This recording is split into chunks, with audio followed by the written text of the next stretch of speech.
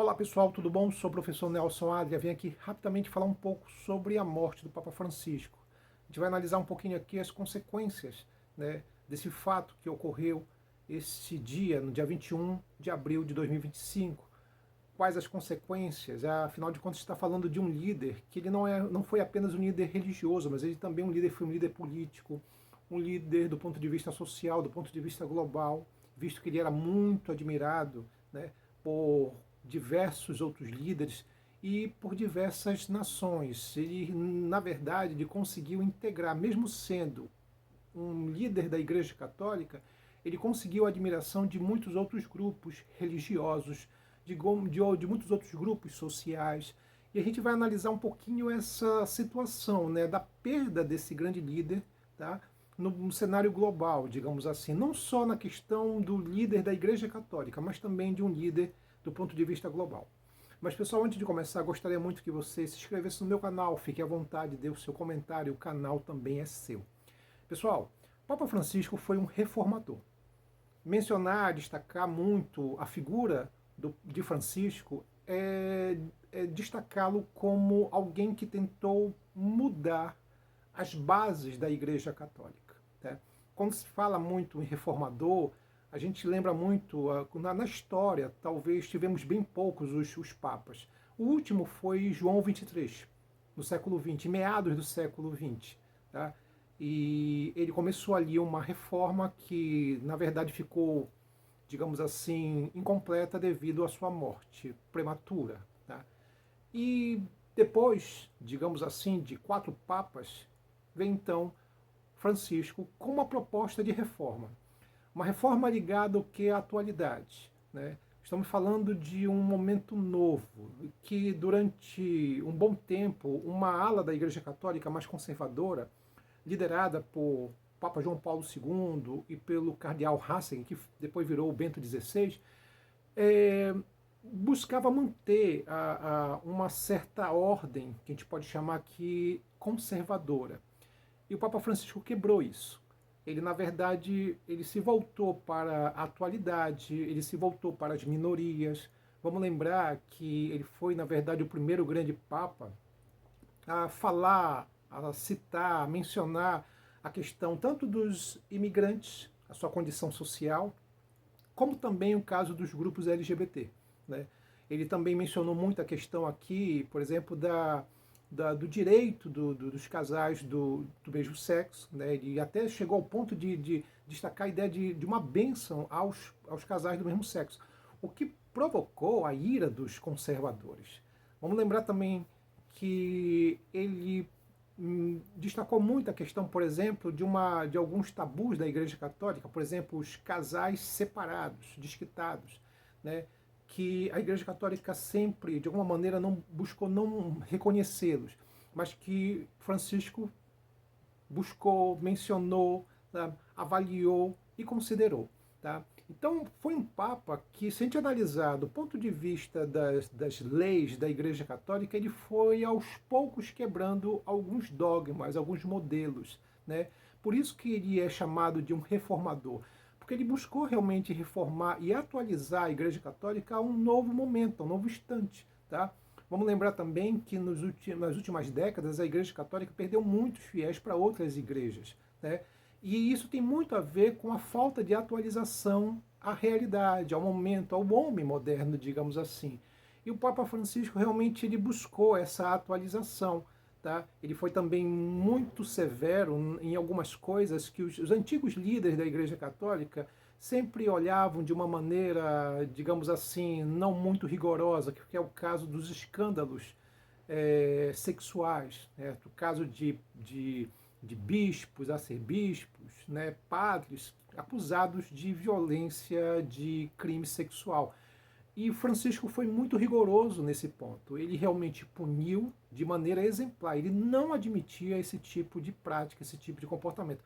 Vamos lembrar que desde João Paulo II até o Papa Ratzinger, né, havia sempre uma ideia de fazer uma espécie assim,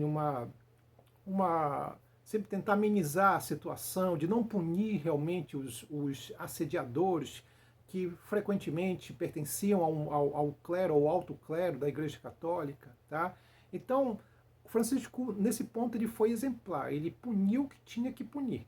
Ele focou muito esse ponto, o que provocou, de novo, a ira dos conservadores, né? Principalmente da igreja norte-americana, que é uma das igrejas mais conservadoras, digamos assim, dentro do modelo da igreja católica. Por outro lado, Francisco, ele realmente focou muito um aspecto que é muito tradicional, que sempre foi uma prática dele, que é o caso, por exemplo, de se voltar para os mais pobres, os mais necessitados, os mais humildes, né? Não era apenas o discurso, era o comportamento também que era muito coerente ao discurso. Um discurso de um homem humilde, que focava muito a ideia, por exemplo, de olhar para os necessitados, e a sua postura de humildade, ao ponto de que era muito comum ele negar todo aquele luxo, todo aquele esplendor, todas aquelas pompas de Roma, né? Enquanto muitos ficavam admirados, ficaram, digamos assim, até perderam um pouco a noção sobre o certo e o errado, foram corrompidos, muitos papas, por causa do luxo, de toda a riqueza. Francisco se manteve sempre dentro de uma linha, ele não mudou, a sua cabeça não mudou, ele continuou dentro daquele princípio da humildade, dentro de um modelo, por exemplo, que era a sua regra, era a sua filosofia de vida, que é ligado ao modelo franciscano, daí a ideia de homenagear o santo São Francisco de Assis, colocando o seu nome, e principalmente sem títulos, honras de monarcas ou de nobres, que é uma coisa muito comum entre os papas, né, da Igreja Católica. Ele simplesmente, Francisco I? Não, apenas Francisco. Quer dizer, de novo, a atitude de Francisco era um homem coerente, era um homem carismático, era um diplomata, quer dizer, ele conseguiu realmente conquistar muitas pessoas, até mesmo que não era católico, né? Admiração de até muitos que eram de outras religiões. Quer dizer, o Papa Francisco ele tinha realmente essa capacidade, essa habilidade, né, de verificar a situação, a realidade. Sempre a sua crítica ferrenha em relação principalmente às guerras, tá? Sempre a sua crítica ferrenha em relação, por exemplo, ao tratamento dado aos imigrantes, tá?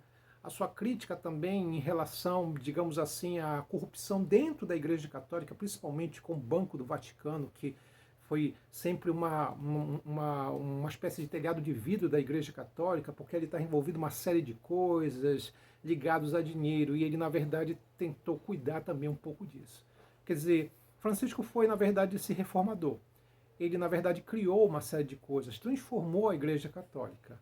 Agora, é claro, eles também tinham ciência, ele sabia, Francisco, que ele teria um, um pontificado curto, né? Não seria como o de João Paulo II, até porque quando ele assumiu a figura de Papa, ele já estava com uma certa idade. Então, ele cuidou, ou ele foi cuidando justamente de elaborar o seu sucessor, né? Tanto é que sempre na hora que ele nomeava os cardeais, que eram os futuros eleitores, né, de um conclave, de um possível conclave depois da morte dele, ele sempre nomeava cardeais que tinham uma linha mais liberal, uma linha mais ligada ao modelo dele, à filosofia dele, ao princípio dele. Então ele praticamente foi nomeando durante alguns anos, né, cardeais de uma tendência não conservadora, tá? Porque ele já estava pensando justamente nisso, no que, num possível conclave de continuar esse modelo, essa reforma que começou com ele, basicamente, tá? Então, o que é que se acredita? Que provavelmente o novo Papa ele deve seguir a mesma linha de Francisco. Muitos especialistas não acreditam que um Papa com uma linha conservadora venha aparecer, venha surgir. Acho muito difícil. Provavelmente alguém na mesma linha, tá? Até porque, na verdade, isso vai ser até uma exigência, digamos assim, né? E vai ser uma exigência complicada, porque penso que o novo Papa ter que substituir, por exemplo, Francisco, né?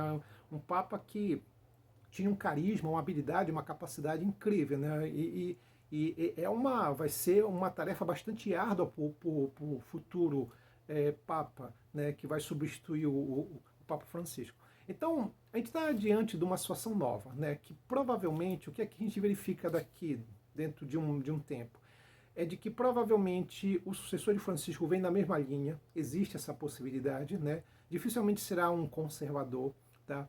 Mas uma coisa que te deve avaliar, e acho que muitos já perceberam, é assim, o Papa Francisco foi muito atacado durante muito tempo. No seu pontificado, as críticas em cima dele sempre foram muito ferrenhas, e isso sempre ligado a uma ala mais conservadora, né? Porque os conservadores queriam manter a Igreja Católica dentro daquele princípio, daquela norma de 1600 anos, que é mais ou menos o tempo que dura que é a existência da Igreja Católica. Só que não dá. O próprio Francisco já entendia isso, que era preciso atualizar a Igreja Católica. E essa atualização veio com o quê? Com o reconhecimento dos casais divorciados, né? Com a questão do reconhecimento dos casais gays, né? A bênção, né, dos casais gays, certo? O não julgamento em cima da orientação homoafetiva também foi uma coisa que realmente que ele fez, destacou, mencionou bastante, né? Não ficar julgando, tá? Por outro lado, na verdade, a sua postura em relação aos imigrantes de proteger os mais necessitados, aqueles que estão numa condição de vulnerabilidade social, sabe? Nesse ponto ele foi realmente também ele foi um outro exemplo, né? A questão, por exemplo, de ser mais incisivo em punir, por exemplo, aqueles membros da Igreja Católica que tivessem algum tipo de denúncia ligado, por exemplo, a abuso sexual, algo nesse sentido, tá? E o espaço às mulheres. Tu vai ver que na administração de Francisco que nós teremos o que? A participação cada vez maior das mulheres, né, na parte administrativa, né? Então, por exemplo, nós temos aqui uma espécie de o prefeito do Vaticano, a gente pode dizer até mesmo usar esse termo, mas na verdade não é esse termo técnico, é uma mulher, né?